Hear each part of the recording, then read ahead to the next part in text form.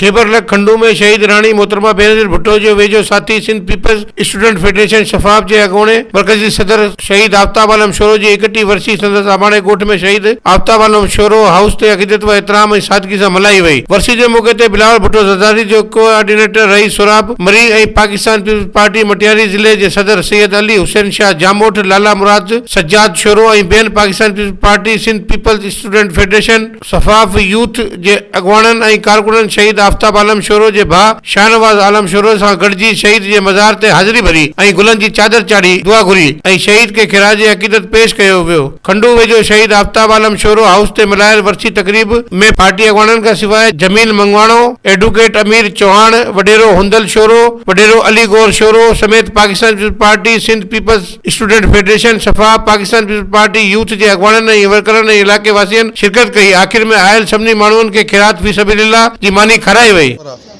अज Pakistan peoples party जेके शहीद सपा जो जोधे जवान आफ्ताब आलम शोरे जी 31 वर्सी आहे उन सिलसिले में सपा सिंध जा उहिदेदार पीपल्स पार्टी जा वर्कर सपा जा वर्कर ऐं पीपल्स पार्टी ज़िले मटियारी जो सदर साहब ऐं ॿिया